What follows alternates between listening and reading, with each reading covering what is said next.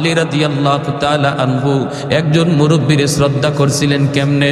মসজিদে নববীতে নামাজের জন্য রওনা দিয়েছেন।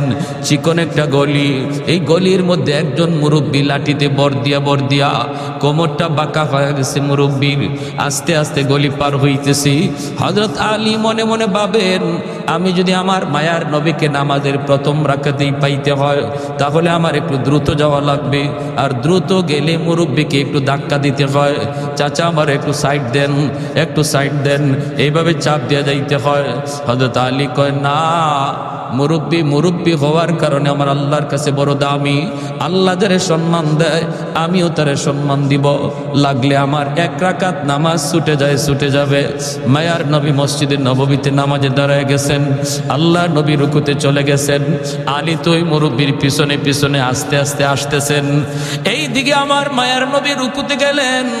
রুকুতে যাওয়া মাত্রই, রুকু থেকে মাথা উঠানোর আগেই আল্লাহ জিব্রাইলে আমিনকে পাঠিয়ে দিলেন। জিব্রাইলে আমিন এসে বলতেছে, ইয়া রাসূলুল্লাহ, ইয়া হাবিবাল্লাহ, ওগো নবী মাথা উঠায়েন না, গো নবী মাথা উঠায়েন না, রুকু থেকে মাথা উঠাবেন না, কারণ আপনার আলী এখনো রাস্তায় নামাজে শরীক হতে পারে নাই। আল্লাহ নবী অবাক হয়ে গেলেন, রুকুতে ঘটনা কি? আলী নামাজে শরীক হইতো পারছে না বিদায় নবীর রুকু আল্লাহ লম্বা করতে কয়। এইবার মায়ার নবী, দয়ার নবী, তিনি তো রুকু লম্বা করতেছেন। আর জিব্রাইল আমিন কয়, নবী গো, আমি যখন আপনাকে বলবো তখন মাথা উঠাবেন। নবী তো লম্বা রুকু শুরু করে দিলেন। সাহাবাই কেরামও পিছনে পিছনে তারা লম্বা রুকু করতেছেন। এইভাবেই রুকু চলছে লম্বা রুকু। হঠাৎ করে জিব্রাইলে আমিন ডাক দিয়ে কয়, মায়ের নবী গো, এইবার মাথা উঠান, আপনার আলী নামাজে শরীক হয়ে গেছে। একটু জোরে কম সুবহানাল্লাহ। হায়দার তেরা নাম সে ইসলাম রখেগা, हैदार तेरा नाम से इस्लाम रहेगा, दुनिया की शजाअत में तेरा नाम रहेगा, दुनिया की शजाअत में तेरा नाम रहेगा, उस्मान तेरा नाम से इस्लाम रहेगा, दुनिया की सखावत में तेरा नाम रहेगा। আল্লাহ নবী রহমতের নবী নামাজ শেষ কইরা মেম্বরে বসে ডাক দিলেন, আলী এদিকে আসো। নবীজির মনের মধ্যে আলীর প্রতি একটু জিদ জন্মেছে। আলী কেন আজকে নামাজে আসতে দেরি করলো, আর আমার এবার রুকুতে এত লম্বা সময় কেন দিতে হলো? নবী ডাক দিয়া বলতেছেন, আলী রে, আজকে নামাজে আসতে কেন তুমি দেরি করলা? হযরত আলী কয়, কই গো নবী, বেশি দেরি তো হয় নাই, আমি তো আপনাকে রুকুতে পাইছি। রুকুতে পাইছো? কেমনে পাইছো, হুশ আছে? বলি, ইয়া রাসূলুল্লাহ, আমি তো আপনার রুকুতে পাইছি।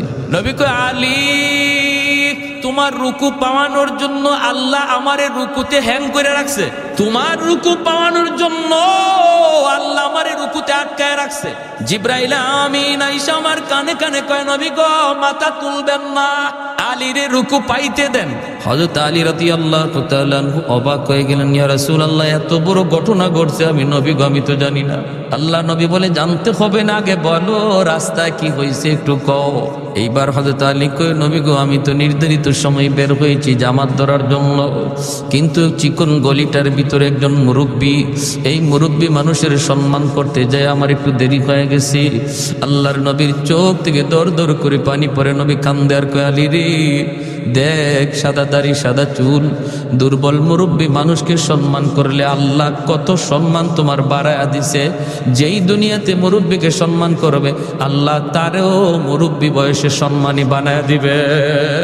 হঠাৎ করে নবী ডাক দিলেন, এ রাখাল, এদিকে একটু আসো। বেলাল আওয়াজটা পাইলেন গর্তের ভিতর থেকে, কে যেন রাখাল কই ডাক দিল। বেলাল সামনের দিকে আগে আল্লাহ নবীর চেহারা দেখা, নবীর চেহারার দিকে বেলাল তাকায় রইছেন। আল্লাহর নবী তখন বলতেছেন, এরে রাখাল, তোমার কাছে কোনো ছাগলের উলানে দুধ আসেনি? আমার পানির তৃষ্ণা লাগছে, ক্ষুধাও লাগছে, একটু দুধ খাওয়াবানি। বেলাল হাফসি বলে, মুসাফিরকে আপনি চিনি না, কিন্তু আমি আপনাকে আপনি যা চাইছেন তা খাওয়াইতাম। আমার ছাগলের কোনো উলানে তো দুধ নাই, আমি কেমন করে আপনার দুধ পান করাবো? আমার কোনো ছাগলের উলানেই তো দুধ নাই, কেমন করে আমি আপনার উপকার করব? দ্বীনের নবী, মায়ার নবী তখন বলতেছেন, রে রাখাল, যে কোনো একটা ছাগল তুমি আমার কাছে নিয়ে আসো, ছাগলটা তুমি আমার কাছে নিয়ে আসো। ছাগল আনা হলো তোমার কাম, উলানে হাত দেওয়া আমি নবীর কাম, আর দুধ পৌঁছে দেওয়া আমার আল্লাহর কাম। আর একটু জোরে সুবহানাল্লাহ। বেলাল অবাক হয়ে গেলেন, অবাক অবাক, কয় কি মুসাফির, একটা মরা ধরা ছাগল, জীর্ণ শীর্ণ একটা ছাগল আল্লাহর নবীর কাছে হাজির করলেন। উলানে দুধের কোনো বংশ নাই। দ্বীনের নবী, মায়ের নবী, তার বরকতি হাত মোবারক নবী যখন যেই মাত্র উলানের মধ্যে লাগাইলেন, সাথে সাথে আমার নবীর বরকতি হাত যেখানে লাগি ওই জায়গায় বরকত পৌঁছায় দেখে। আরেকটু জোরে বলেন কে? নবীজি যেই মাত্র হাত মোবারক লাগায় দিলেন, সাথে সাথে উলানটা দুধে ভরপুর হয়ে গেল।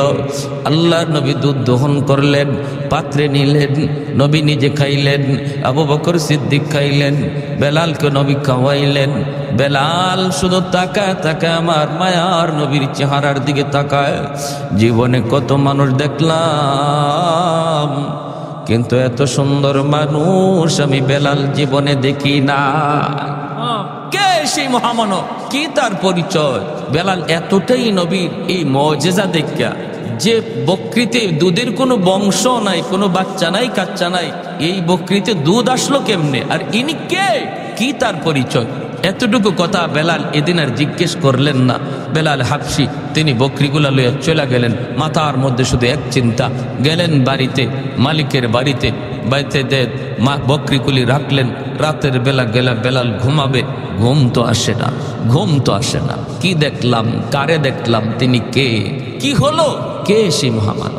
আমার ভাইরা, বন্ধুরা, যুবক, বেলাল হাবশি যেই মাত্র আল্লাহর নবীর চিন্তায় তিনি চিন্তিত, চিন্তায় তিনি চিন্তিত। হায়, আমি কাকে দেখলাম, কি তার পরিচয়, আমি কেন তারে জিজ্ঞেস করলাম না? কি আপনার নাম? কে আপনি? কোত্থেকে এসেছেন? ঠিক আছে, আগামীকাল জিজ্ঞেস করব। আগামীকালও বেলাল ইচ্ছা করে বকরি নিয়া মায়ার নবীজি গুহায়, ওই গারে হেরার পাশে বকরি রাখালি শুরু করলেন। মনে মনে চিন্তা হলো, আজ যদি উনি আমাকে ডাক দেয়, আজও আমি ওনার কাছে যাব, যাইয়া ওনাকে জিজ্ঞেস করব, আপনি কে, কি আপনার পরিচয়? দ্বিতীয় দিন বেলাল গেলেন, কিন্তু মায়ার নবী তারে ডাকও দিলেন, নবীজির কাছেও গেলেন। আগের দিনের মতোই দুধ দহন হলো, কিন্তু বেলাল নবীর কাছে যাওয়া মাত্রই মনের সমস্ত প্রশ্নের কথা তিনি নবীর চেহারা দেখে ভুলে যায়। মনের কথা বলতে পারেন না, মনের কথা মনেই থেকে যায়। ওই দিন আল্লাহ নবীকে শুধু নয়ন জোড়া তিনি দেখলেন। আল্লাহু আকবার।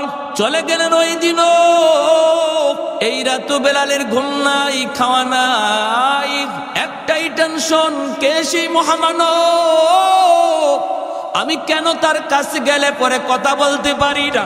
আমি কেন তার কাছে গেলে পরে আমার মনের কথা জানাইতে পারি না? কে সেই মহামানব? বেলাল কয়, আগামীকাল আর মিস করব না, আগামীকাল আর মিস করব না। আগামীকাল বেলাল আসলেন। আসার পরে আল্লাহর নবী আজ ডাক দিলেন। ডাক দিয়ে মায়ার নবী জিজ্ঞেস করেন, রাখাল, 3 দিন তুমি এই জায়গায় আসতেছো, ও রাখাল, বলো না তুমি কার বকরি রাখালি করো? কি তোমার নাম? এইবার বেলাল বলতেছে, আমার নাম হলো বেলাল, আমার বাড়ি হলো হাবশায়, আমি হলাম উমাইয়ার গোলাম, আমি তার বকরি রাখালি করি। আল্লাহর নবী, দয়ার নবী যখন প্রশ্ন করলেন, তখনই বেলাল চিন্তা করলেন, এখনই আমার টাইম যায়, এখনই সুযোগ যায়।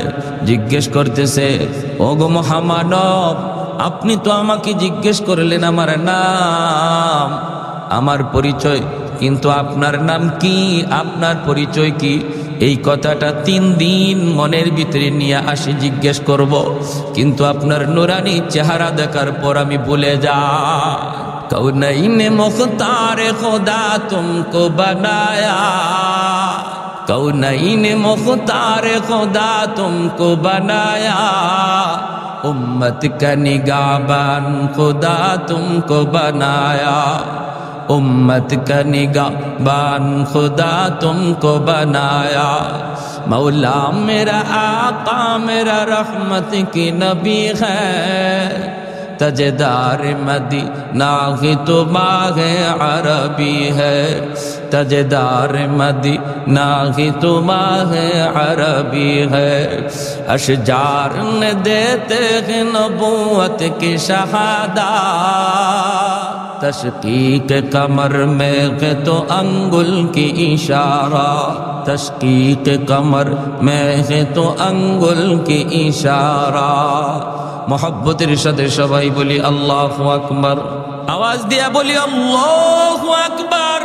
मायार नबी दयार नबी बोलेन আমার নাম মোহাম্মদ, আমার বাবার নাম আব্দুল্লাহ, আল্লাহ আমাকে নবী বানায় পাঠাইছে।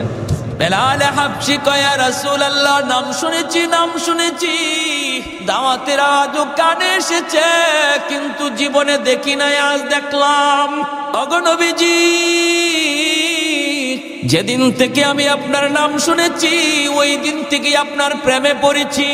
আজ আমি নিজের চোখে দেখলাম, আজ 3 রাত আমি বেলালের ঘুম নাই ঘুম নাই ঘুম নাই। ওগো নবী, আমি আর দেরি করতে চাই না, এই মুহূর্তে আমাকে কালেমা পড়াইয়া মুসলমান বানায়া দে। বেলাল হাবশি মুসলমান হয়ে গেলেন।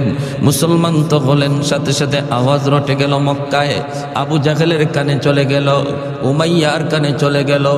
মালিকের কানে যাওয়া মাত্রই বেলাল যেই মাত্র তিনি যায় পৌঁছলেন, বেলালকে জিজ্ঞেস করা মাত্রই বেলাল বিন্দু পরিমাণ মিথ্যা বলেন না। এক আল্লাহর পরিচয় পেয়ে গেছেন, সত্য ধর্মের পরিচয় পেয়ে গেছেন। যেই মানুষটা সত্য ধর্মের পরিচয় পায়, এই মানুষটা সত্য কোনোদিন গোপন করতে পারে না। সূর্য যদি পূর্ব দিগন্তে উঠে, এই সূর্যরে কোনো কিছু দিয়া আড়াল করা যায় না, ঠিক না? সূর্যের আলোর চেয়েও ইমানের আলো আরো বেশি পাওয়ারফুল। এজন্য যার অন্তরে ইমান চলে আসে, এটাকে লুকানো যায় না, আটকানো যায় না। বেলাল হাবশি অকপটে স্বীকার করে দিলেন, হে আমি কালেমা পড়ে মুসলমান হয়ে গেছি। আমার ভাইরা বন্ধুরা, যুবক, যেই মাত্র বেলাল এই কথা স্বীকার জানায় দিলেন, উমাইয়ার মাথা নষ্ট হয়ে গেল, আবু জাহেলের মাথা নষ্ট হয়ে গেল, আবু লাহাবের মাথা নষ্ট হয়ে গেল, একে একে সবগুলির মাথা নষ্ট হয়ে গেল। উমাইয়া ডাক দিয়ে কয়, বেলাল, যদি তুমি জান বাঁচাইতে চাও দ্রুত মুহাম্মদের ধর্ম ত্যাগ করো, আমাদের দেবদেবীর ধর্ম তুমি গ্রহণ করো। বেলাল কয়, যেই আল্লাহর নাম আমি জবান দিয়া একবার নিয়েছি, কোনদিন এই জবান দিয়া মূর্তির নাম বের করা যাবে না। আহাদ আহাদ জবান দিয়া শুধু বের হয়, আল্লাহ আল্লাহর জিকির জবান দিয়া বের হয়। দিনের বেলা নির্যাতন, রাতের বেলা নির্যাতন, সর্বদিক দিয়ে বেলালের উপর নির্যাতন শুরু হয়ে গেল। মালিকও পিটায়, উশৃঙ্খল যুবকগুলিও পিটায়, রাতের বেলাও পিটায়, দিনের বেলাও পিটায়। উত্তপ্ত গরমের ভিতরে চিৎ করে শোয়াইয়া বুকের উপরে বিশাল বড় পাথর চাপা দিয়া রাখে, বিশাল বড় পাথর। আবার বডির দোনো দিক দিয়ে দাঁড়ালো কাটা রাখে, যেন বডিটা তিনি নড়াচড়া করতে না পারেন। এইভাবে রক্ত ঝরে, গোশতগুলি কষে কষে পড়ে।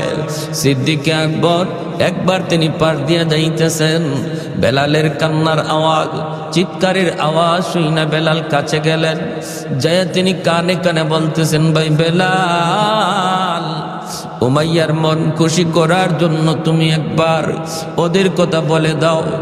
জান বাঁচানোর জন্য কখনো কখনো মিথ্যা বলাও জায়েজ, 3 জায়গায় মিথ্যা কথা বলা জায়েজ। জান বাঁচানোর জন্য মিথ্যা বলা জায়েজ। 2 মুসলমানের ভিতরে ঝগড়া বিবাদ দূর করার জন্য একজনের কাছে এক কথা, আরেকজনের কাছে আরেক কথা বইলে যদি ঝগড়া বিবাদ দূর করা যায়, তাহলে এই জায়গায় মিথ্যা কথা বলাও জায়েজ। আপনি একজনের যায় বললেন, বাইরে কে বলেছে তোমার সে খারাপ জানে? আমি তো তার সাথে কথা বলেছি, কিন্তু সে তো তোমাকে ভালো জানে। না না, মূলত সে তোমারে ভালো জানেও না, আপনি নিজের থেকে বলছেন। আরেকজনের কাছে গিয়া বললেন, ভাই তোমাকে অমুকে খারাপ জানে, কে বলছে? সে তো তোমার ভালো কয়, সে তোমার প্রশংসা কয়। মিথ্যা কথাটা আপনি নিজের থেকে বললেন। দুই মুসলমানের ঝগড়া দূর করার জন্য শরীয়ত এখানে মিথ্যা বলা জায়েজ বলেছে। আল্লাহু আকবার, জোরে বলেন। তো মিথ্যা কথা বইলে আরো ঝগড়া বাড়াই, ঠিক না? মিথ্যা বইলা দুইজনের ঝগড়া আরো বাড়াই। শরীয়ত কয় মিথ্যা বইলা ঝগড়া বিবাদ মীমাংসা করা জায়েজ, বরং এখানে আপনার সওয়াব হবে, সওয়াব। আরেকটা মিথ্যা কথা বলার জায়গা হলো ঘরে ঘরে বিবির কাছে। বলমু হ্যাঁ, আপনি যদি মনে করেন বিবি সাহেব বড় গরম মানুষ, আপনি সত্য কথা বললে ঘরে গন্ডগোল লাগতে পারে। আপনি শাড়ি আনছেন 500 টাকা দিয়া, কিন্তু যদি 500 টাকা বলেন তাহলে ঘরে আগুন লাগবে। সে বলবে তোমার শার্ট কিনো 2000 টাকা দিয়া, তোমার লঙ্গি কিনো 1500 দিয়া, তোমার প্যান্ট কিনো তুমি 2000 2500 দিয়া, আমার জন্য শাড়ি আনছো 500 টাকা দিয়া। নেও, আমি শাড়ি পরি নাই, শাড়ি তুমি পরো। যদি এমন কোনো গন্ডগোল লাগার ভয় বা আশঙ্কা থাকে, তাহলে শরীয়ত বলে তুমি বলবা শাড়ির দাম 1500 দিছি। বেশ লাগাইয়া বুঝলাম নি, এটা মাইক বন্ধ করে কইতাম। কারণ ঘরে গিয়ে যদি আপনি শাড়ি 1500 এখন, তাও তো ম্যাডামে বিশ্বাস করবো না, কবে হুজুরে শিখাই দিছি। একটু হাত পাখা আছে না, দেন একটু হালকা করে দাও। এরকম কিছু সমস্যা আসেনি না নাই আমাদের? হ্যাঁ, শহরে এক ধরনের, শহরে দেখবেন কিছু কিছু পুরুষ আছে ম্যাডামের কথা ছাড়া লড়েই না। ম্যাডাম যা কয় তা। উনিও বাজারে ব্যাগ লয়ে লয়ে পিছনে হাঁটে, মনে হয় ড্রাইভার সাহেব। মাঝে মাঝে নাম ধরেও ডাক দেয়। স্বামীর নাম ধরে ডাক দেওয়া এটা একটা আলট্রা মডার্ন একটা ট্র্যাডিশন হয়ে গেছে, ঠিক না? শহরে বন্দরে নাম ধরে যদি কয় এই আব্দুল করিম এদিকে আসো, তো আর দোকানদার কি হাজবেন্ড ভাববে না ড্রাইভার ভাববে? ড্রাইভারই তো ভাববে। এই সমস্ত জায়গার মধ্যে পেস লাগে। ওই সমস্ত জায়গার মধ্যে শাড়ি যদি আনে 1000 টাকা দিয়া, হয় 3000, নাহলে ঝগড়া বাড়বে। আবার গ্রামে গঞ্জে একটু সিস্টেমটা উল্টা। গ্রামে গঞ্জে আবার কিছু উল্টা সিস্টেম আছে। গ্রামে গঞ্জে কিছু কিছু স্বামী আছে, মাশাল্লাহ, স্বামী না যেন জল্লাদ। স্ত্রী যে বিবি সাপ ভয় পায়, কঠিন ভয় পায়। আমি এমনও দেখেছি গ্রামের অনেক জায়গায় হাওরে গরু রেত যে লাঠি দিয়ে ফিটাইছে, এই লাঠি দিয়েই নিজের বিবিরে ফিটানি শুরু করে গরু আইসে। হয়নি না, হয় না? এখন কমছে আলহামদুলিল্লাহ। আগের যুগে এমন অনেক ছিল, তালাক দিতে দিতে মা রেও দেয়, শাশুড়িরেও দেয়, দাদিরেও দেয়, তো সদ্য গোষ্ঠী একসাথে খারার উপরে এইভাবে দেয়নি না, দেয় না? তো এরকম ভাবে এই দুইটা জিনিস খারাপ। ইসলাম বলে স্বামীকে ঘরের কর্তা মনে করতে হবে স্ত্রী, পরামর্শ দিবে স্ত্রী, কিন্তু সিদ্ধান্ত নিবে স্বামী, সিদ্ধান্ত নিবে স্বামী। আর স্বামীকেও ভাবতে হবে সে আমার ঘরের চাকরানি না, সে আমার বিবি, সে আমার মাহবুবা, সে আমার প্রিয়তমা। মাঝে মাঝে একটু গোসাও করতে পারে। একজন প্রিয়তমা যেমন তার প্রেমিকের সাথে মান অভিমান করে, একজন স্ত্রীও তার স্বামীর সাথে কখনো কখনো মান অভিমান করতে পারে। এটা স্বামীর হজম করতে হবে। এই সময় রাগ উইটা হাত পিটানি আর লাঠি হাতে নেওয়া, এটা ইসলামের বিধান না, আমার নবীর বিধান না, ঠিক কিনা? জোরে কোন? এরকম হইলে গন্ডগোলটা হয় কি, যেখানে এরকম আছে যে স্ত্রী ভয় পায়, স্বামীরে জনমের মতো ভয় পায়, এখানে সমস্যাটা কি হয়? একটা এক্সাম্পল দিই। স্বামী গেছে হাসপাতাল পরীক্ষা করানোর জন্য, বডি চেক, অসুবিধা দিতেছে আপনাদের, বডি চেক করাবে, ডাক্তার বলছে প্রস্রাব পরীক্ষা করতে হবে। উনি বাড়িতে এসে প্রস্রাব বোতলের মধ্যে রাখছে, সকালে নিয়ে পরীক্ষা করবে। বিবি সাহেব বাথরুমের ভিতরে ঢুকছে, পা লাগিয়া স্বামী যে বোতলে প্রস্রাব রাখছিল এই প্রস্রাব পড়ে গেছে। এখন তো বিবি স্বামীরে জল্লাদের মতো ভয় পায়। বাপরে বাপ, 19 থেকে 20 হইতে আমার উপরে যে তুফান ছুটে, যে লাঠি পিটা শুরু হয়। আমি যদি বলি তোমার প্রস্রাব পড়ে গেছে আমার অনিচ্ছায়, আমি বুঝি নাই, আমার পা লাগিয়ে পড়ে গেছে, তাহলে না জানি কি তুফান আর কি ঝড় উঠে। দরকার নাই, আমার প্রস্রাব ঢুকায় তো রাখি। তখন বিবি সাহেব নিজের প্রস্রাব বোতলে ঢুকায় রাখছে। পরের দিন উনি তো ওনার প্রস্রাব মনে করে নিয়ে গেছে হাসপাতাল পরীক্ষা করতো। ডাক্তার পরীক্ষার রিপোর্ট দেখে একবার স্বামীর চেহারার দিকে তাকায়, আর একবার রিপোর্টের দিকে তাকায়। এখন তো স্বামী ডরায় গেছে। স্বামী ডরায় বলতেছে, স্যার আপনি আমার দিকে এইভাবে তাকাইতেছেন, স্যার ঘটনা কি? আমার পেটে কি হয়েছে স্যার? আমি বাঁচবো না মরবো? স্যার কয়, আমিও তো ভাবতেছি ঘটনাটা কি, তুমি পুরুষ না মহিলা? কয় স্যার এটা কি কোন, আমি একজন পুরুষ মানুষ। কয় তোমারে তো দেখতেছি আমিও পুরুষ, কিন্তু আমার রিপোর্ট বলতেছে তুমি মহিলা। কয় কেন, কি হয়েছে? কয় রিপোর্টে তোমার পেটে 7 মাসের বাচ্চা। 7 মাসের বাচ্চা কি আর পুরুষে নেয়? নেয় তো মহিলা। কয় ইন্না লিল্লাহ। স্যার এতদিন গেল এক ভাই, এখন দিয়ে আরেক ভাই। ঘটনা কি? এই যে পেজটা লাগলো, এটা ভয় পাওয়ার কারণে লাগছে না? আর যেখানে স্বামী স্ত্রীরে ভয় পায়, এখানে আরেকটা এক্সাম্পল দেখেন। বেচারা 800 টাকা দিয়ে মাছ নিয়ে আসছে ঘরে, আইনা বিবির কাছে দিছে। বিবি জিজ্ঞেস করতেছে, মাছ কত দিয়ে আনছো? তখন ডরে আর ভয়ে কয় 500 টাকা। যদি 800 কয় মাছের দাম, তাহলে বিবি ফায়ার হয়ে যাবে যে এত টাকা দিয়ে মাছ আনছো। কয় 500 টাকা। বাহ, ভালো তো, এত সুন্দর মাছ তুমি 500 টাকা দিয়ে নিয়ে আসলা, তুমি তো বাজার করা শিখে গেছো কিনা? তাই এতদিন বাজার করা শিখে নাই তো। উনি মাছ দিয়া জুম্মার নামাজে গেছে, নামাজ পড়ে আইসা দেখে অর্ধেক মাছ নাই। কয় অর্ধেক গেল কই? কয় পাশের বাড়ির ভাবি আসছিল, ভাই নাকি আজকে মাছ আনে নাই। তো ভাবি বলতেছে, তোমাদের এত মাছ? ভাবি আমাদের তো আজকে মাছ নাই, অর্ধেকটা মাছ আমাকে দিয়ে দাও না। তো আমিও দেখলাম আমাদের এত মাছ তো লাগে না, এজন্য অর্ধেকটা বিক্রি করে দিছি। কয় কত দিয়া বেচছো? কয় 250। স্বামী কয়, হাই রে আমার কপাল। কয় কেন, কিছে? কয় আর কইও না, মাছের দাম 800 আর অর্ধেকটার দাম 400। হয়তো তুমি যে 500 বললা, কয় তোমার ভয়ে কইছি। তো এইভাবে যদি আমরা ভয়ভীতি করি, তাহলে দেখবেন যে সমস্ত পুরুষ স্ত্রীরে ভয় পায়, মাঝে মাঝে দেখবেন 250 করে নাই। আর যেখানে স্ত্রী খুব স্বামীরে ডরায়, স্বামী যারা আমরা স্ত্রীরে সবসময় লাঠির উপরে রাখি, মাঝে মাঝে পেটে বাচ্চাও নেওয়া লাগতে পারে। কি কন? হ্যাঁ, তাহলে একটাও করা যাবে না। মধ্যম পন্থা শরীয়তের বিধান, ঠিক কিনা ভাই? জোরে কন, মধ্যম পন্থা। আমার ভাইরা, বন্ধুরা, যুবক বেলাল হাবশী রাদিয়াল্লাহু তাআলা আনহু, সিদ্দিক আকবর বলে, বেলাল একবার ওদেরকে খুশি করার জন্য আহাদ শব্দটা তুমি মুখ দিয়া আর বলবা না রে বেলাল। ওদেরকে খুশি করার জন্য তুমি একবার ওদের দেবতার নাম বলে ফেলো। বেলাল হাবশী তখন বলতেছেন, ভাই আবু বকর, আমি চাইলো আমার মুখ দিয়া আমার আল্লাহর নাম ছাড়া অন্য কিছু বের হয় না। চাই যদি তাও বের হয় না রে আবু বকর, চাইলো আমার আল্লাহর নাম ছাড়া আর কিছু বের হয় না। এতদিন পর্যন্ত আমি আমার মালিককে চিনি নাই, আমার নবীর পরিচয়টাও আমি পাই নাই, এখন পেয়ে গেছি। না না, আমার মুখ থেকে বের হয় না। যেই মানুষটার জবানের মধ্যে আল্লাহ আল্লাহর জিকির জপ্ত হয়ে যায়, যেখানেই যায় ঘুমন্ত অবস্থায় তার জিহ্বাটা আল্লাহ আল্লাহ জিকির করে। জিকিরের মধ্যে যেই মানুষটা সর্বদা আমলে লিপ্ত হয়, ঘুমায় গেল তার জিহ্বা আল্লাহ আল্লাহ জিকির করে। এজন্যই তো মুহাম্মদুল্লাহ হাফিজ রাহিমাহুল্লাহ বাথরুমের ভিতরে ঢুকছেন, বাথরুমের ভিতরে বাথরুম হাজত শেষ কইরা আল্লাহর ওলি যখন বাথরুম থেকে বের হয়েছেন, খাদেম তাকায় দেখে আল্লাহর ওলির মুখ দিয়ে রক্ত ঝরে। খাদেম জিজ্ঞেস করতেছে, আল্লাহর ওলি, আপনার জবান দিয়া কেন রক্ত বের হইতেছি? মুহাম্মদুল্লাহ হাফিজি তখন হাত লাগায় দেখেন ঠিকই রক্ত বের হয়। ডাক দিয়ে বলেন, বাবারে রক্ত কেমনে আসতেছি? খাদেম কয়, হুজুর আমিও তো বলতেছি, আপনি কি বাথরুমের ভিতরে পড়ে গেলেন নাকি? এমনি মুহাম্মদুল্লাহ হাফিজি কয়, না রে বাবা, আমি পড়ে যাই নাই। বাথরুমের ভিতরে যাবার পরেও দেখি আমার জিহ্বা আল্লাহ আল্লাহ জিকির করে। আমি আমার জিহ্বারে বারবার বলতেছিলাম, জিহ্বারে এখানে আল্লাহ আল্লাহ জিকির করার জায়গা না, এটা নাপাক জায়গা, এটা বাথরুম, এখানে আল্লাহ আল্লাহ জিকির করা যায় না। জিহ্বারে আমি বুঝাইতে চেষ্টা করি, আমার জিহ্বা বুঝ মানে না। এরপরও জিহ্বা লাফায় লাফায় আল্লাহ আল্লাহ জিকির করে।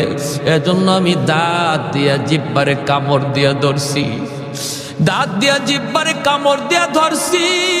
জিহ্বা কেটে গেছে, রক্ত বের হয়েছে। কুতবুল আলম শাইখুল ইসলাম হুসাইন আহমদ মাদানী রহমতুল্লাহি আলাইহি ইন্তেকাল হয়ে গেল। ডাক্তার আনা হলো। ডাক্তার আইসা যখন চেক করে বডিটার মধ্যে রূহ আসেনি না নাই, পালসে হাত দেয়, দেখে পালস নাই, লোকটা মারা গেছে। কিন্তু যখনই মেশিন লাগায় ডাক্তার বুকে চেক আপ করে, বুকে যখন চেক আপ করে তখনই ডাক্তার লাফ দিয়ে উঠে। ডাক্তার চোখগুলো বড় বড় করে কয়, তোমরা বলতেছো লোকটা মারা গেছে, আমিও দেখতেছি উনি মারা গেছেন, কিন্তু আমার মেশিন বলে ইনি এখনো জীবিত। কেমনে কেমনে কয়, আমার মেশিনের মধ্যে তার কলব থেকে আল্লাহ আল্লাহ জিকির বের হইতেছে। এজন্যই বেলাল হাবশী বলে, ভাই আবু বকর, আমি চেষ্টা করলেও পারি না, আমার আল্লাহর নাম আমি মুখ থেকে ছাড়তে পারি না। আবু বকর সিদ্দিক চলে গেলেন মায়ের নবীর কাছে। যায় তিনি বলতেছেন, ইয়া রাসূলুল্লাহ, ওগো নবীজি, বেলালকে বেঈমানরা মেরে ফেলবে, উমাইয়া মেরে ফেলবে, হিংস্র যুবকগুলি বেলালকে মেরে ফেলবে। নবী গো, আপনি আমাকে অনুমতি দেন, আমি উমাইয়ার কাছ থেকে বেলালকে কিনে নিয়ে আসব।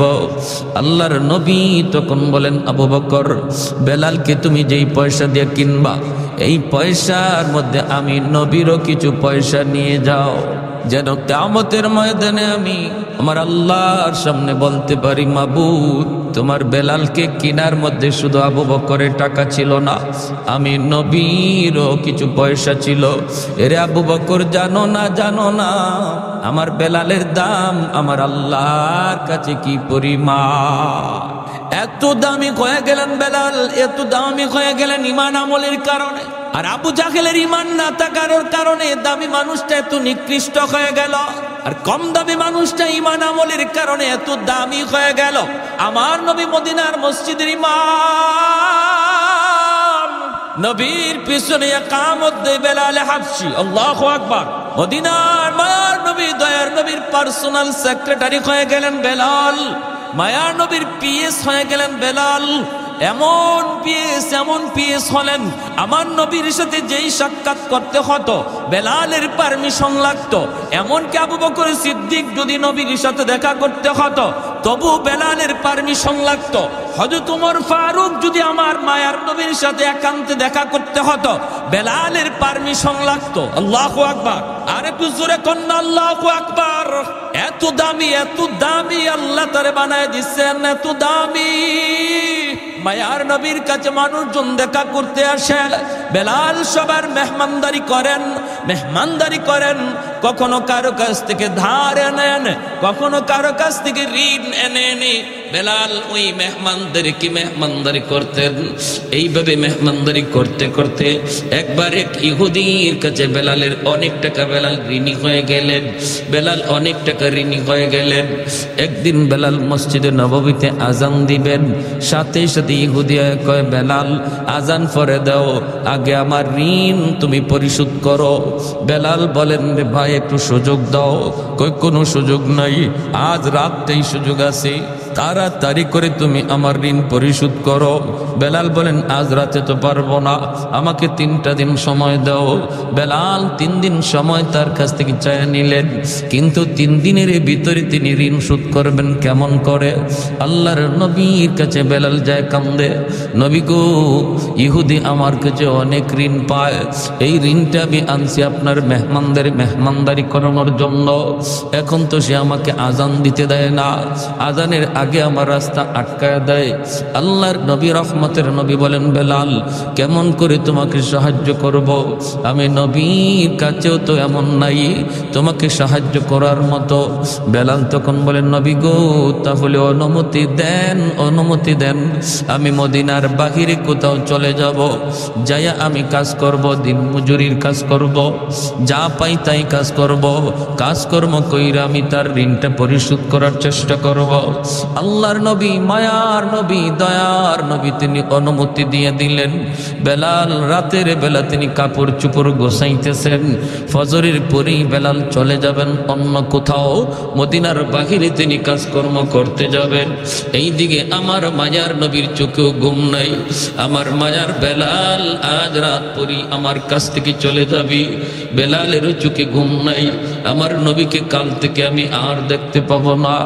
সারা রাত বেলালের চোখের পানি ঝরে, আর তিনি কান্দে। ওই অবস্থায় আমার ভাইরা, বন্ধুরা, আল্লাহর নবীর কাছে ফজরের আগে 40টা উট বুঝাই করা মাল আল্লাহর পক্ষ থেকে চলে এসেছে। আল্লাহর নবী, রহমতের নবী এক সাহাবীকে বলেন, সাহাবী দ্রুত যাও, যায় বেলালকে খবর দাও, বেলালের ঋণ পরিশোধ করতেছেন আল্লাহ নিজে। আর একটু জোরে কন্যা সুবহানাল্লাহ। ফজরের আগে সাহাবী যায় বেলালের ঘরে আওয়াজ দিলেন, বেলাল তোমার ঋণ পরিশোধ করার জিম্মাদারি আল্লাহ নিজে নিয়ে আনিছে। মায়ার নবী তোমাদের মসজিদ নববীতে ডাকে রে বেলাল। বেলাল মসজিদে নববীতে দৌড়ে আইসে দেখেন 40টা উট বুঝাই করা মাল। মায়ার নবী, দয়ার নবী বলেন, বেলাল মদিনা থেকে তোমার চলে যাওয়াটা আমার আল্লাহ পছন্দ করে নাই, আমি নবীও মেনে নিতে পারি নাই। তোমার দিলের হালত আর আমি নবীর দিলের হালত আমার আল্লাহ দেখছেন। আল্লাহ পাক রব্বুল আলামিন তোমার ঋণের জিম্মাদারি নিয়ে নিছে। যাও, যতগুলি টাকা ওই ইহুদি পাইব, আরো যারা পাইব, ঋণগুলা পরিশোধ করো, বাকি মাল গরিবদের ভিতরে বন্টন করে দাও। এ ভাই, এজন্য বলতেছিলাম, দেখেন আল্লাহ পাক রব্বুল আলামিনের কাছে কত দামি হয়ে গেলেন কালো বেলাল। বংশের কোনো মর্যাদাই যার ছিল না, আর বংশীয় মানুষ ছিল আবু জাহেল, মাটির সাথে মিশে গেল, ঠিক কিনা? আবু জাহেল হিরো থেকে জিরো হয়ে গেল, বেলাল জিরো থেকে হিরো হয়ে গেল ঈমান আমলের কারণে। সাহাবায়ে কেরাম বলে, নবী গো, বেলালের আজানে একটু সমস্যা। কি সমস্যা? কই আশহাদু বলতে পারে না, জিহ্বার মধ্যে সমস্যা। কখন জিহ্বার সমস্যা তৈরি হয়েছে? উমাইয়া হযরত বেলাল রাদিয়াল্লাহু তাআলা আনহুর জিহ্বাটারে টান দিয়া বের কইরা এই জিহ্বার মধ্যে পেরেক ঢুকাইয়া দিছিল, জিহ্বার মধ্যে পেরেক ঢুকাইয়া দিছিল। যেই জিহ্বায় আল্লাহ আল্লাহ জিকির কয়, এই জিহ্বা আমি রাখবো না কয়ে পেরেক ঢুকাইয়া দিছিল। এজন্য হযরতে বেলালের মুখে একটু সমস্যা হইত, আশহাদু বলতে পারতেন না, বলতেন আসহাদু, শিন উচ্চারণ করতে পারতেন না, শিনটা ভালো করে উচ্চারণ হতো না।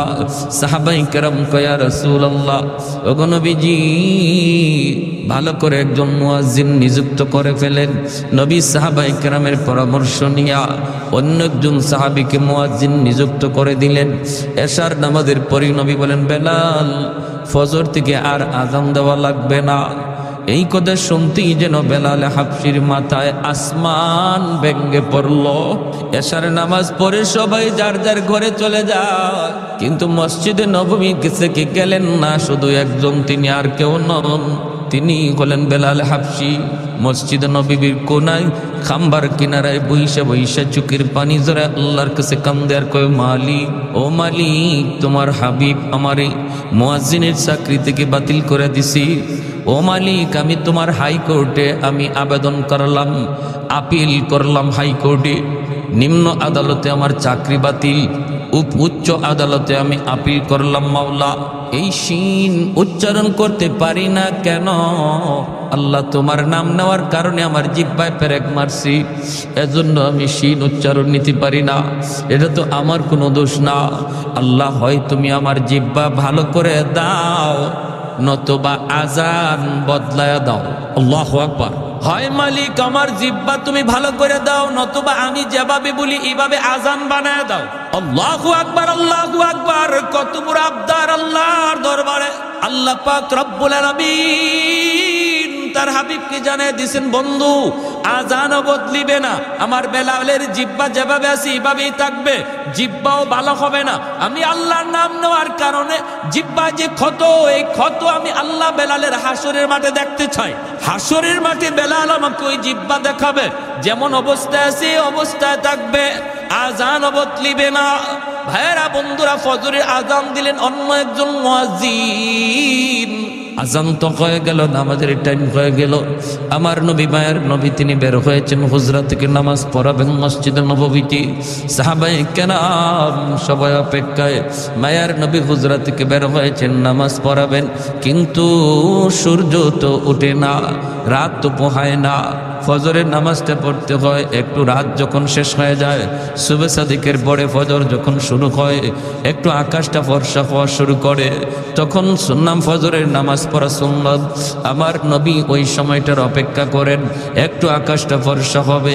কিন্তু না না, অন্যদিন যেই টাইমে আকাশ ফর্সা হয়ে যেত, আজ ওই টাইমে আকাশ ফর্সা হইতেছে না, অন্ধকার শুধু আরো বাড়তেছে, অন্ধকার শুধু বাড়তেছে।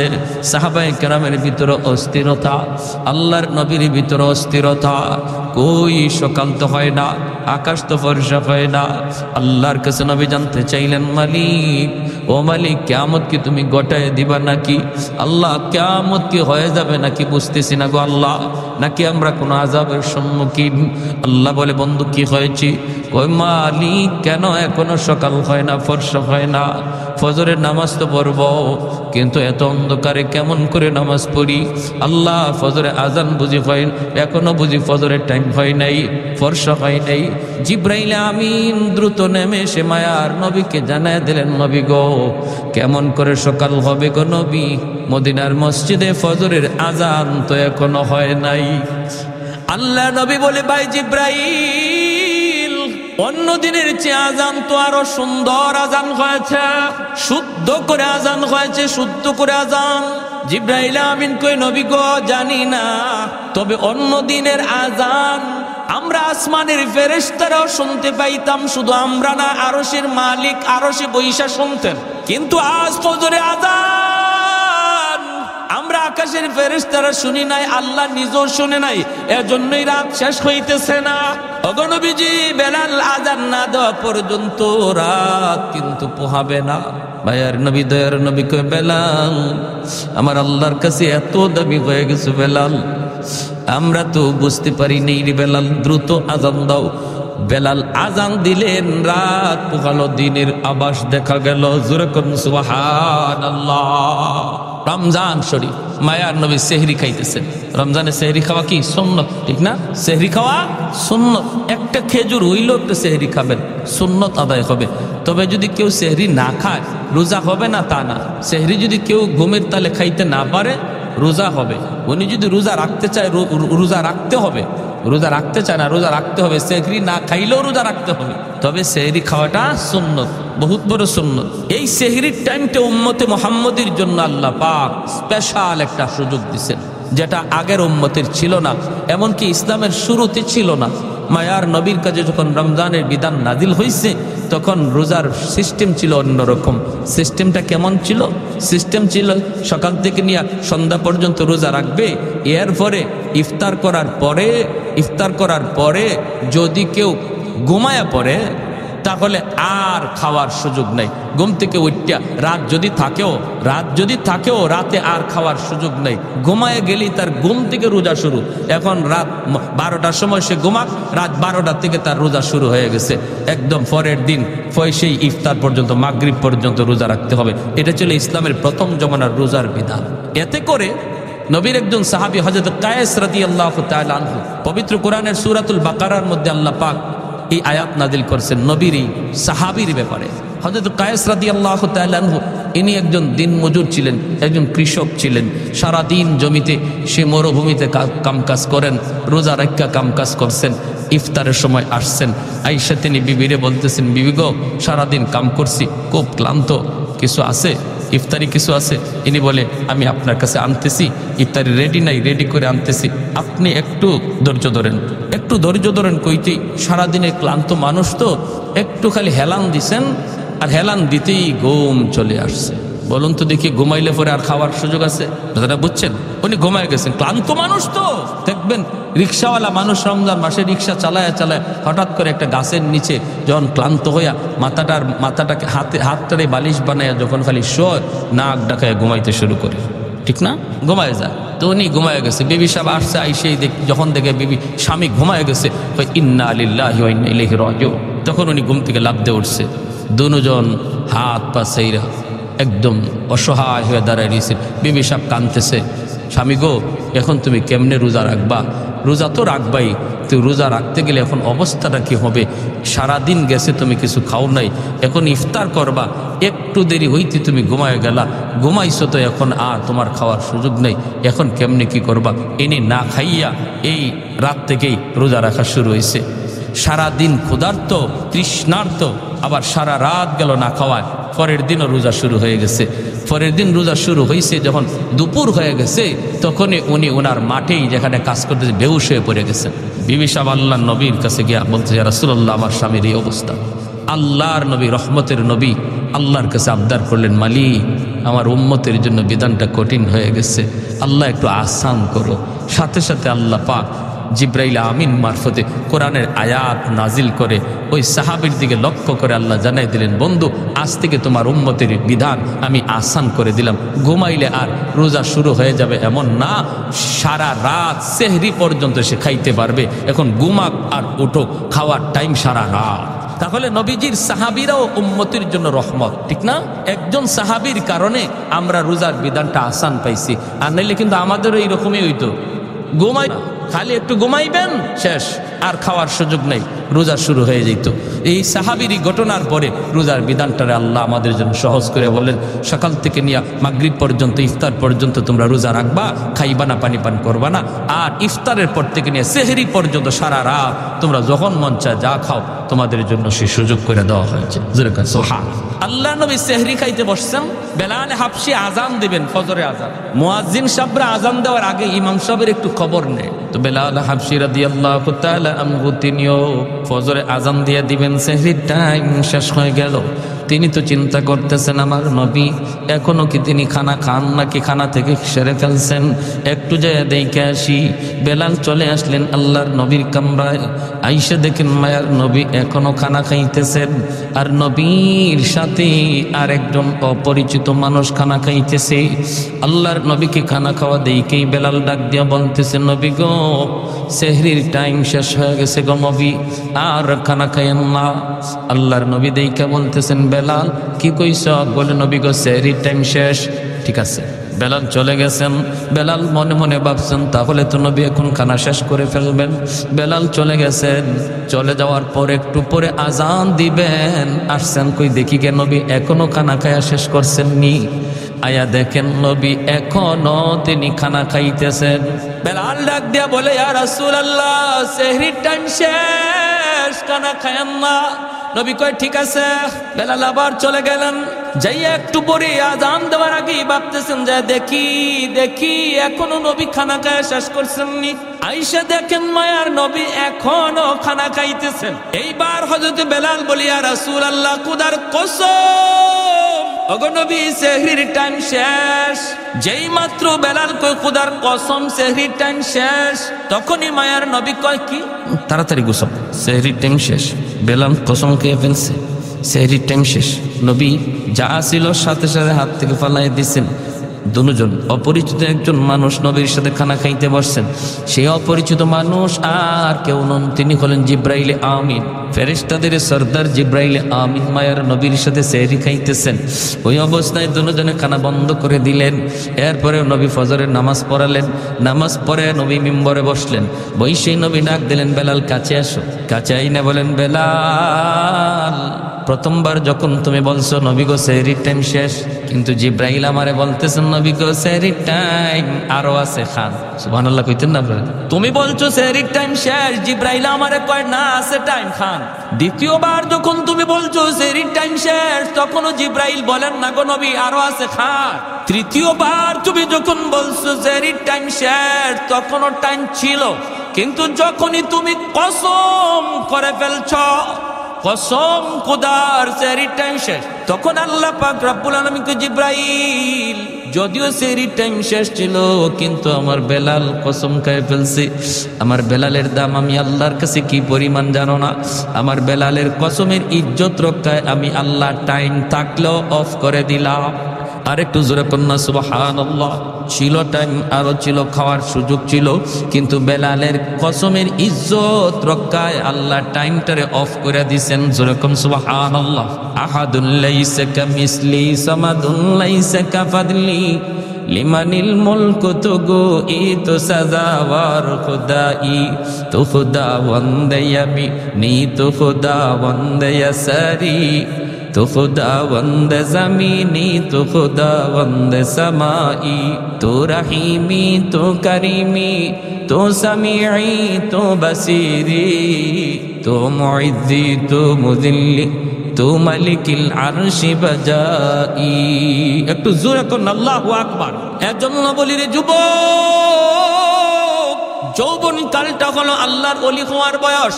বেলাল হাবশি যৌবনেই তিনি আল্লাহরে খুশি করে ফেলছেন। যৌবন কালেই তিনি জিরো থেকে হিরো হয়েছেন। যৌবনকালেই তিনি ছিলেন গোলাম, গোলাম থেকে মায়ার নবীর পার্সোনাল সেক্রেটারি হয়েছেন। যৌবনকালেই বেলাল মসজিদে নববীর মুয়াজ্জিন হয়েছেন। আল্লাহু আকবার জোরে কর। তোমার যৌবনকালটা হলো আল্লাহকে খুশি করার বয়স। কারণ যৌবনে যখন যুবক আল্লাহর গোলামি করে, যৌবনকালে যুবককে যখন মসজিদে পাওয়া যায়, একজন যুবককে যৌবনে যখন রোজা রাখতে দেখা যায়, যৌবনকালে যখন বাপ মার সেবা করতে পাওয়া যায়, যৌবনকালে যখন মুরব্বীদের শ্রদ্ধা করতে দেখা যায়, যৌবনকালে যখন আল্লাহর ভয় অন্তরে পাওয়া যায়, গান বাজনার আয়োজন করে না, করে তো করে ওয়াজ মাহফিলের আয়োজন করে, ওই যুবক যৌবনে ওলির খাতায় নাম উঠায় নেয়। লা ওয়ারাকাল কাফি, মায়ের নবী বলেন যার গুনাহ করার সুযোগ ছিল, সামর্থ্য ছিল, এরপর আল্লাহর ভয়ে যে যুবক গুনাহ করে না, সুযোগ ছিল রাতের অন্ধকারে জিনা ব্যভিচার করার, সুযোগ ছিল দরজা বন্ধ কইরা খানা খাইয়া মানুষের সামনে রোজাদার সাজার, সুযোগ ছিল দরজা বন্ধ করে পানি পান কইরা মানুষের সামনে রোজাদার সাজার, এরপর যেই যুবক যৌবনে আল্লাহরে ডরাইয়া মানুষের চোখে ফাঁকি দিলেও আল্লাহর চোখে ফাঁকি দেওয়া যায় না, এই বিশ্বাস অন্তরে নিয়ে যে যুবক সর্বদা আল্লাহর ভয় অন্তরে রেখে চলছি, মায়ার নবী দয়ার নবী বলেন ওই যুবকের কলিজার দিকে তাকাইয়া আল্লাহ পাক আসমান জমিন এখনো টিকায়া রাখছি, নতুবা জমিন প্রতিনিয়ত আল্লাহর কাছে আবদার করে মালিক আর কত আমি গুনাহগারের পায়ের আওয়াজ শুনবো, আর কত আমি সুদখোরের 5তলা বিল্ডিং এর লোড নিব, আর কত আমি ঘুষখোরের 10তলা বিল্ডিং এর লোড নিব। আলা কুল্লা ইয়াউমিন ওয়াল আরদু ইস্তাজিলু রাব্বাহু আবতালিউ ইবনা আদম ফি কারি, মালিক অনুমতি দাও, অনুমতি দাও, এই ফরিদপুরের গুনাহগারগুলির আমি জমিনের ভিতরে গিলে ফেলি, আমি সুদখোরের 5তলা বিল্ডিংটা গিলে ফেলি, তুরস্কের জমিন 5তলা 10তলা বিল্ডিং গিলে ফেলেছে, সিরিয়ার জমিন 50,000 মানুষ গিলে ফেলেছে। আল্লাহ পাক বলে হাদিসে কুদসি, আল্লাহ পাক বলে শুধু তুরস্ক আর সিরিয়ার জমিন নয়, বাংলার জমিন, ফরিদপুরের জমিন, সিলেটের জমিন, সর্বকালের সর্বযুগের সর্ব জায়গার জমিন আল্লাহর কাছে আবদার করে মালিক আর কত আমি গুনাহগারের পায়ের আওয়াজ শুনবো, আসবিরু ইলা মাতা আসবিরু, ধৈর্য ধরবো তো আর কত কাল ধৈর্য ধরবো। আল্লাহ বলেন ওয়াল বাহরা ইস্তাজিলু রাব্বাহু, সাগর মহাসাগর গুলো এমন প্রতিনিয়ত আবদার করে ও মালিক আমি কক্সবাজার সমুদ্র সৈকত, ওই কক্সবাজার সমুদ্র সৈকতের পারে আইসা নাফরমান কত গুনাহ করে, আমি সমুদ্র আর কত দেখব, আর কত আমি গুনাহগারের গুনাহ দেখব গো মালিক, আমার পারে আইসা তোমার কত গোলাম আমার দিকে তাকায় সুবহানাল্লাহর জিকির করে, তোমার কুদরত নিয়ে ভাবে, কিন্তু কত নাফরমান সাগরের পারে আইসা গুনার আয়োজন করে। ও মালিক এই গুনাহগারগুলি জমিনে নাপাক করে ফেলেছে, আমাকে অনুমতি দাও আমি পানি নাপাক জমিন পাক বানায় দিই। আল্লাহ পাক রব্বুল আলামিন বলে চুপ কর, এ জমিন থাম থাম, আমি আল্লাহ দেখতেছি এই জমিনে কেমন অন্যায় হয়, আমি আল্লাহ দেখতেছি এই জমিনে কেমন অন্যায় হয়, কেমন অপরাধ হয়, কেমন গুনাহ হয়, কেমন জুলুম হয়, এরপরও আমি কেন ধরি না জানো নি? কারণ এই মানুষকে আমি আল্লাহ বড় আদর করে বানাইছি, এই মানুষকে আমি আল্লাহ বড় আদর করে বানাইছি। আসমান আল্লাহ বানাইছেন কুন ফায়াকুন বইলা, জমিন আল্লাহ বানাইছেন কুন ফায়াকুন বইলা, ফেরেশতা আল্লাহ বানাইছেন কুন ফায়াকুন বইলা, কিন্তু আমারে আপনারে আল্লাহ পাক কুন ফায়াকুন বইলা বানায় নাই।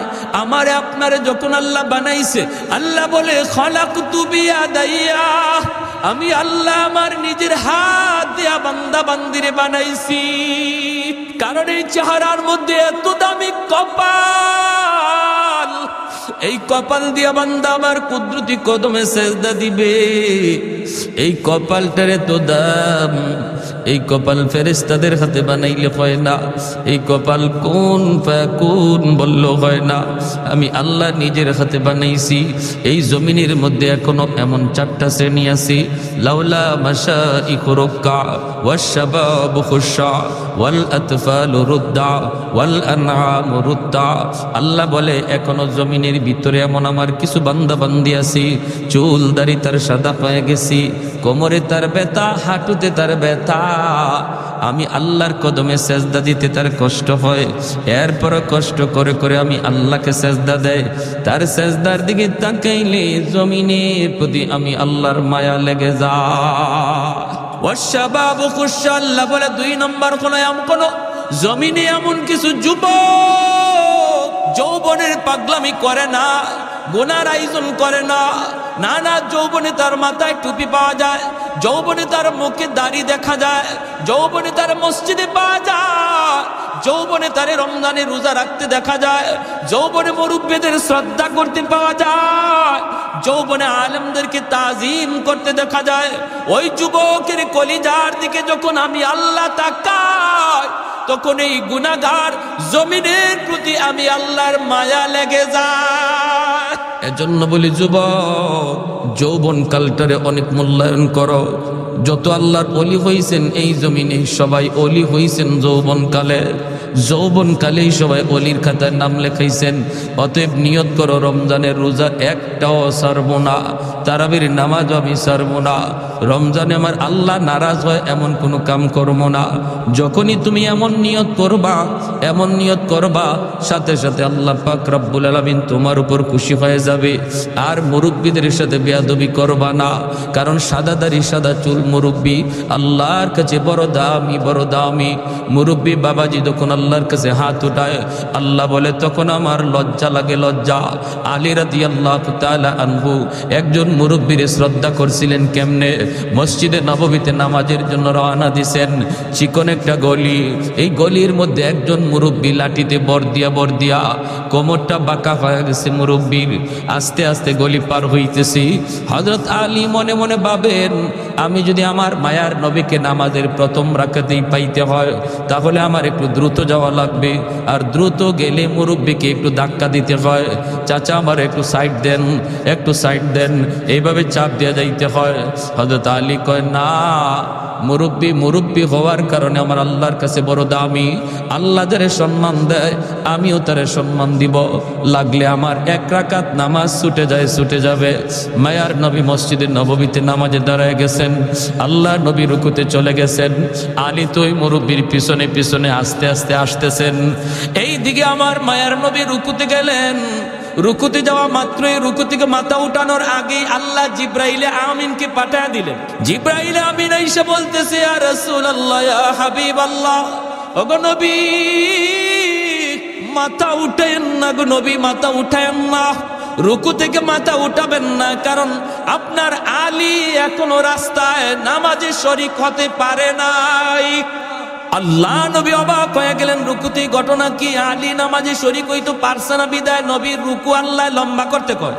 এইবার মায়ার নবী দয়ার নবী তিনি তো রুকু লম্বা করতেছেন, আর জিব্রাইল আমিন কয়, নবী গো আমি যখন আপনাকে বলবো তখন মাথা উঠাবেন। নবী তো লম্বা রুকু শুরু করে দিলেন। সাহাবাই কেরামও পিছনে তারা লম্বা রুকু করতেছেন।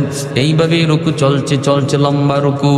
হঠাৎ করে জিব্রাইলে আমিন ডাক দিয়ে কয়, মায়ের নবী গো এইবার মাথা উঠান, আপনার আলী নামাজে শরীক হয়ে গেছে।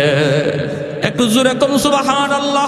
হায়দার তেরা নাম সে ইসলাম রখেগা, हैदार तेरा नाम से इस्लाम रखेगा, दुनिया की शजाअत में तेरा नाम रहेगा, दुनिया की शजाअत में तेरा नाम रहेगा, उस्मान तेरा नाम से इस्लाम रहेगा, दुनिया की सखावत में तेरा नाम रहेगा।